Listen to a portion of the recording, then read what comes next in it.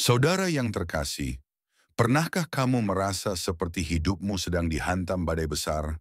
Seolah-olah angin bertiup terlalu kencang, hujan tak berhenti turun, dan semuanya tampak gelap?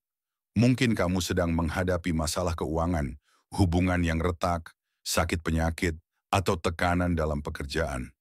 Rasanya berat sekali, bukan? Tapi dengar ini baik-baik. Badai mungkin besar, tapi Allah kita jauh lebih besar. Yesus tidak pernah berjanji bahwa hidup akan selalu tenang, tapi Dia berjanji bahwa Dia akan selalu menyertai kita, bahkan di tengah badai. Mari kita lihat kisah dari Markus 4 ayat 37-40.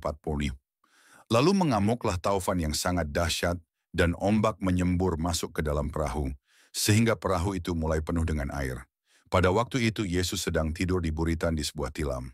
Maka murid-muridnya membangunkan dia dan berkata kepadanya, "Guru, engkau tidak peduli kalau kita binasa?" Ia pun bangun, menghardik angin itu, dan berkata kepada danau itu, "Diam, tenanglah." Lalu angin itu reda dan danau itu menjadi teduh sekali. Apa yang bisa kita pelajari dari kisah ini? Pertama, bahkan murid-murid Yesus pun mengalami badai. Mereka bersama Yesus, tapi tetap diterpa angin dan ombak. Artinya, iman kepada Yesus tidak membuat kita kebal dari masalah, tapi memberi kita jaminan bahwa kita tidak pernah sendirian.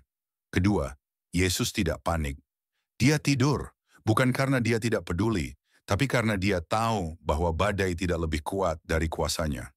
Dan saat para murid memanggilnya, Yesus bertindak. Dia bangkit dan menghardik badai itu. Mungkin saat ini kamu merasa seperti perahu yang hampir tenggelam. Tapi percayalah, Tuhan Yesus ada dalam perahumu. Dia tidak tertidur dalam arti tidak peduli, dia hanya menunggu kamu memanggilnya dengan iman.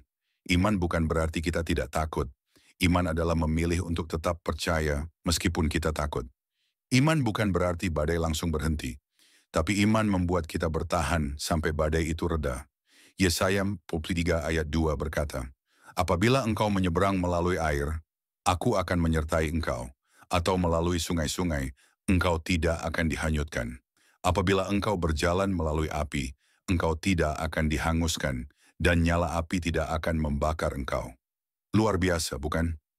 Tuhan tidak berkata, "Jika kamu menyeberang air atau berjalan dalam api," tapi apabila, artinya itu pasti terjadi dalam hidup. Tapi dia juga berkata, "Aku akan menyertai engkau." Janji itu cukup. Jadi hari ini, aku ingin kamu ingat, badai bukan akhir dari segalanya. Kadang Tuhan tidak langsung menenangkan badai di luar, karena dia sedang ingin menenangkan badai di dalam hatimu terlebih dahulu.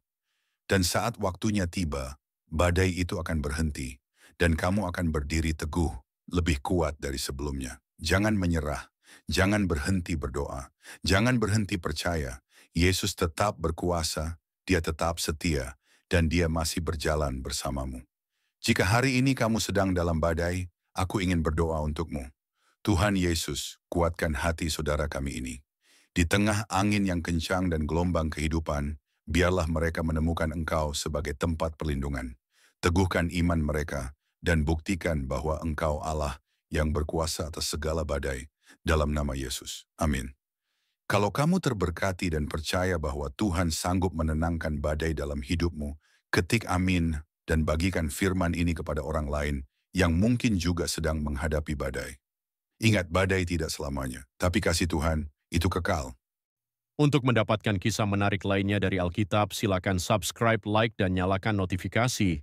Sampai jumpa, Tuhan memberkati selalu. Shalom.